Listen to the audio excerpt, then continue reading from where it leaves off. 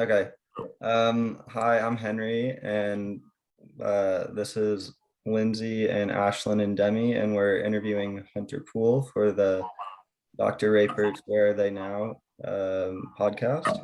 And so my first kind of question would be just kind of tell us a timeline of your post-graduation job search and journey. And we know that you're also from, is it Bono, Arkansas? Bono, Um, correct. yeah, so tell us just about your whole journey, if you don't mind. Yeah. So I grew up in Bono, which is correct, which is like outside of Jonesboro, if you're familiar with Jonesboro, closest to Memphis, Tennessee. I mentioned that to some of you in the email. But yeah, so I grew up there. My grandfather went to the University of Arkansas. My whole family were big Razorback fans. So I went to school at the U of A. So that's obviously, I was in Molly's class. So after college, I knew that I wanted to leave Arkansas. Obviously enjoyed my time at the university, but was really looking to go to get to a city. I always had my eyes set on New York City, but I was pretty open and flexible. My timeline, I was actually very fortunate. I started interning my senior year. Well, so more background. I was really involved in student government. I had run a student government campaign for a group of people and became very close with this girl who after college started working at Collective Bias. And she actually let me know that they were looking for interns, and I was heading into my senior year. So I started an internship there going into my senior year at the U of A.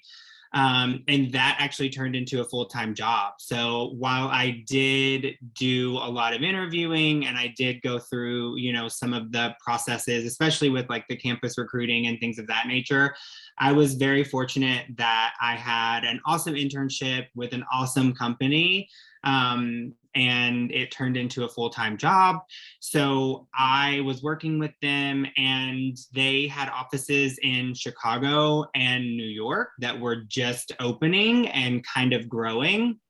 And there was more of an immediate need in Chicago than there was in New York City. So it was kind of the choice of like, you can hang around at headquarters in Arkansas for a little longer and then maybe eventually go to New York. Or if you're open to going to Chicago, there's an immediate need, we could send you there, at the end of the summer. So I said, I want to get out. I want to go. I'll go to Chicago. So I spent 3 years right after college living and working in Chicago, which was incredible. Chicago was also an amazing city, but still wasn't New York. I still had my eyes set on moving to New York City. So after 3 years, I transferred with that company, Collective Bias, to New York City. And then I've been here for 5 years now, going on 6 years. February will be 6 years. Okay, great. And then also, I do have a question about that. So what would you say is like your favorite and least favorite thing about New York? It's funny because I was just having a conversation with my friend about this. So I think my favorite thing about New York City is just like general access. I like, there's not really anything that you can't get that like if you want it, you can probably get it here. So I like that. I mean, it's not always convenient. Like I think about like day-to-day tasks, like sometimes carrying groceries home really sucks. But it's overwhelmingly positive, and like I love it. I definitely am a New Yorker nowhere kind of person these days. So like places like never close, like if you're like to go out, like it would be open all night, or is that a myth? I mean, within reason. I think post-COVID, that's obviously a little different, but like, I don't know if you guys are familiar with bodegas, but like pretty much every corner has a bodega, every street corner, like open 24 hours. a lot of like restaurants will stay open or deliver 24 hours. Bars and clubs like were never 24 hours necessarily, but like certainly open later than Z Bar in Arkansas. But yeah, it's fun. There's a lot happening all the time, and I think there's something for everyone here, which I really enjoy. You can, any type of person can make their way and find their little niche in New York City. Awesome. Yeah. And I have a question kind of like piggybacking off of that. So I know like you kind of created your own path as far as like Acorn Influence, like being remote in New York City. Tell me a little bit more about that and like how kind of you bring value to the company where you're able to do things like that. Yeah. I mean, so remote work has always been around. I think since I started school, like every company that I've worked at has had at least a few employees that work remotely or more part of the time. When COVID happened, everyone became a remote employee. So I think that really changed the landscape of like what's acceptable and what's not acceptable. And whether companies wanted to or not, they were forced to adapt to remote working. So for me, I started at Acorn in the middle of COVID. No one, like my company that I was at, we weren't in an office. Acorn wasn't in an office. So really the whole company is remote. It's not just me. So I think that, with that, companies have adapted and Acorn has adapted to like, how do we onboard a remote employee? How do we put practices in place that, even though we're not all in the same office or don't have these opportunities to see each other as frequently as we would like, how do we create, still hold our culture and nourish the culture, even when, we're not all sitting next to each other. So I do think, it takes a little bit more effort to get to know people, or, you don't have those casual conversations, or you're not face to face. So in that way, it takes a little bit of work, but I mean, look at what we're doing here, right? Like you all probably have done online classes, or last year during COVID, we're forced to do things remotely. So I mean, in the industry that I work in, there's not much that can't be done from, a cell phone in some cases. Obviously, we have like reports and things like that, but we're all very connected people, and that makes it, very easy to work remotely. Although I am tired of being in my apartment all day, every day. I thought I would be like, oh, I love this remote forever. And I'm like, oh, these New York City apartments the one that I'm in was not planned to also be an office. So other than that, it's all good. That's awesome. So influencer marketing is very niche, and we're just interested in how you got to influencer marketing. We know you worked at Chicory before as well. How did you land on influencer marketing? What do you love about it? Yeah, I mean, I would say influencer marketing landed on me more like it. I studied marketing and political science in school, and I was like, thought that I was going to move to Washington, D.C. and run political campaigns and work in like the political marketing side of things. Actually, summer after sophomore and junior year, I worked in Washington, D.C. and interned in like a program development and marketing communications role for like city, like youth planning and youth events. So I was like, I'm going back to Washington, D.C. after college. This is the life I'm going to live. And then, as I mentioned, I knew someone that was working at Collective Bias. And they approached me about this internship. I was just interested in getting internships, going into my senior year, getting more experience.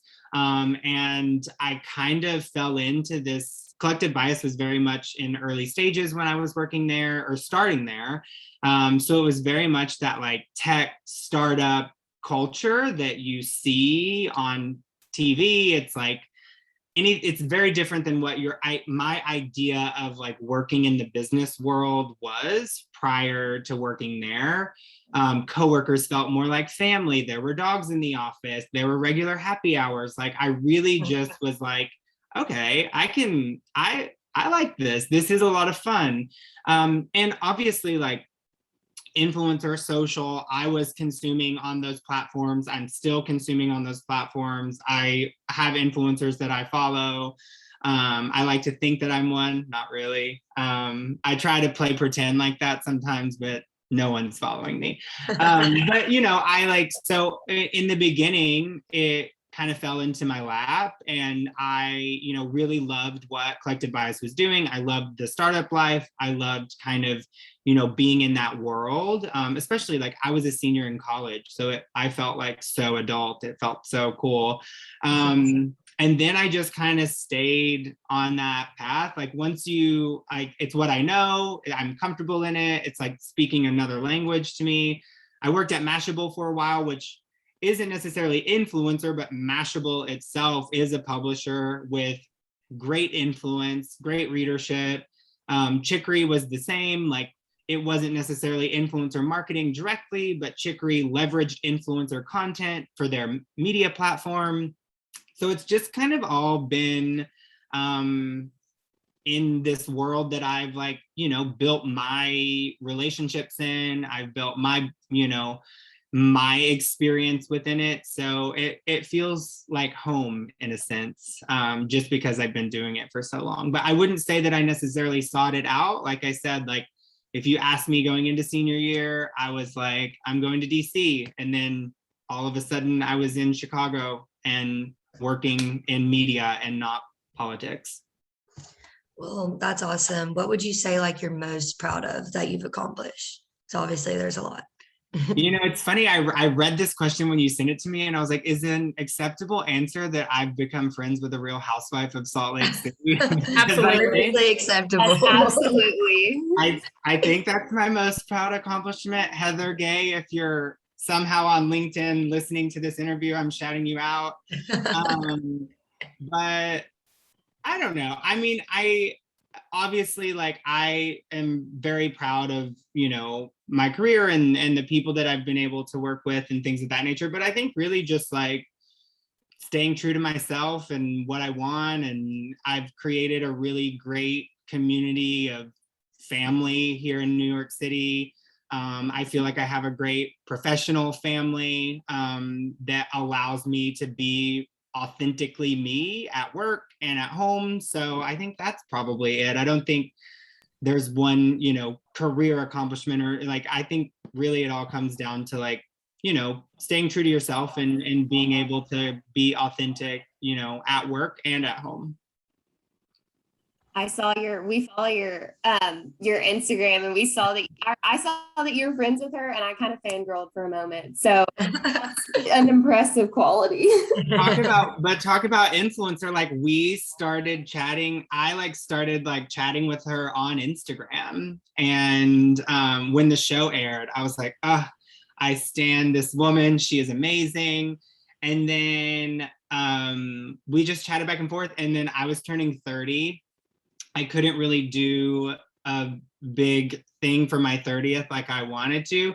And so I was like, I'm going to go to Beauty Lab and have a spa day. And I did. And she took me out for my birthday and like took me to dinner and drinks. And we had like the most lovely time. And now we still keep in touch. That is awesome. She's amazing. She's just everything that you would see on screen in person and then some. What would you say is like a challenge that you faced like in your career path? COVID. Yeah, definitely. Yeah. I think, you know, personally and professionally, what has happened in the last year and a half has made everyone really take a step back and look at things through a different lens. You know, right when COVID happened, it was like, especially in grocery, like if you can't keep things on the shelf, then you don't need to advertise them, right? So there was this weird pause in business, and it was very uncertain. And working at a startup in those times, when I was at another job, but it's like, oh no, like, you know, what is happening? So I think that's been a challenge, just like navigating that landscape. But it's also kind of, again, like I've reassessed like the value I place on certain things, and, you know, what is the most important, and, you know, how you kind of approach work and life after, you know, the last year and a half has certainly changed. So while it's a challenge, I think that it's sparked a lot of growth and, you know, reevaluation of how we're all navigating the world, truly. Definitely. I'm sure, like remoting, you work with a wide variety of different marketing positions at Acorn. Molly kind of explained, you know, your sales role, but what are some of those other roles that you cross collaborate with on a daily basis? Yeah, so there are two teams that we primarily work with in a sales role. So you kind of look at the world in my world as pre-sale and post-sale. So, excuse me. Everything pre-sale is like working with our strategy team. So we're taking the request from the client. They send us an RFP, which is a request for a proposal. We digest, you know, what they're looking to do, what their business objectives are, and then we work together very closely to build out that strategy for the client. So on the pre-sale side, working very closely with that strategy team, with the people that, you know, are really on the ground building out these recommendations. And then I pitch that to the client. I work with the client on kind of selling that in. And then I work on the post-sale side with our client services team. So once something is sold and is ready to be activated, we have a large team of people that actually work on the execution and become that point of contact for the client to actually execute what myself and the strategy team have built with the client. So primarily those are the two main people that I'm working with, strategy and then execution. So actually I have a question. So what is like a project that you're working on right now, or even what's like maybe one of your most favorite projects you've worked on? Yeah, so I think something super relevant to you all. So I'm not sure if you saw the, you know, how this kind of came about in the media, but we are actually working on a project right now that leverages student athletes as the influencers. So there was recently some legislation that allows student athletes to use their name, image, and likeness for sponsorship opportunities and endorsements. So we are working on a program that is all around SEC football. It's a product that makes a lot of sense for football players, not just of college age, but of all ages. So we are leveraging SEC student athletes as the influencers for this activation. And so that's new. It's really exciting. I'll share it with Molly once we get some of that stuff live. But yeah, so that's something that is new and has been really fun to bring to life, just because it's a, you know, a different view of influencer, right? Like when you think about influencers, you think about like what you see on social channels and mommy bloggers and all of these influential people, but like student athletes have massive followings and they are very influential, especially to younger audiences who are big fans of the sport and things of that nature. So that's been a fun one to bring to life. Awesome. That's like kind of like a cool full circle, because like moving away from New York and then being back in like influencer marketing for SEC football is like, it's just like cool how it's coming back. And also just like being like, we all kind of read over the article that the Instagram article that you sent over, and like being an influencer marketing, we were all looking over that. And what do you think is kind of like a company that you think does a good job of like cause marketing and not kind of like moral grandstanding like some of the companies that you sent over? Like what is a company that you say you'd kind of admire for that sort of marketing? Yeah. So, I mean, I think when I am evaluating those things, or, you know, even when I was reading that article, like taking a step back and like thinking about, you know, what is important and like, what do those things look like? So like, I think a good example of like a company doing really good is, I don't know if you recently saw that Airbnb was going to house refugees from Afghanistan. Like that is good work, right? Like they have a platform, they have these resources, and they have the ability to use that to make an impact. I think beyond that, and beyond just like what you see, right, and what you visibly see with something like an initiative like that, or even in the articles, right, like you can visibly see people posting the pride flags or, you know, sharing that support. But I think it's important too to like look at like company policies and how those align with your life and what is important. Like, you know, something that I am very happy that Acorn recently did is like extended the same paternity and maternity benefits to parents who want to adopt, right? Looking at things like, do the companies offer, you know, comprehensive healthcare that covers, you know, trans LGBT issues? There's a lot of different things that you can look at beyond just what the company is doing outwardly, to show that they're investing in, you know, diversity, equity, and inclusion, like all of these different things. So it's, you know, it's outwardly what are these places doing, but also what are their policies internally and how are they supporting their employees internally as well. Yeah, awesome. I think that's kind of like increasingly important, like as far as like nowadays too, like to be able to dig into to the company and kind of look at the policies, especially for us, like going into the workforce in the next year, and being able to do that as far as, you know, getting our first post-grad job. So yeah. There's such a spotlight too, I think, on what companies are doing, like the whole cancel culture and everything. Like there are, you know, consequences for not, you know, upholding those values. So I think our generation does a really good job of holding companies accountable. But we have one last question. What would you say is like the most valuable thing you took away from Molly Rayford's class? And then if you could go back and tell your college self one thing, what would it be? That's hard because there are so many valuable things with Molly's class. I often it was the most impactful course that I took in college.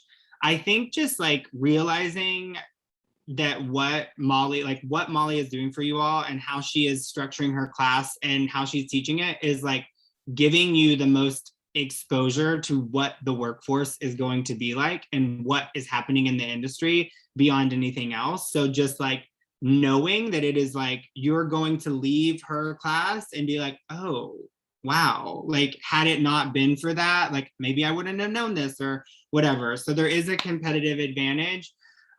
One thing I would probably tell my college self, there's a lot of things. On one end, I would probably say like, don't take yourself too seriously. And it's like in the grand scheme of things, like it's not that important, some of the things that I cared about, like let it go a little bit. But then on the other hand, I probably would have said like, take certain things too more seriously. And like, maybe you don't need to go to happy hour on Tuesday, Wednesday, Thursday, and Friday.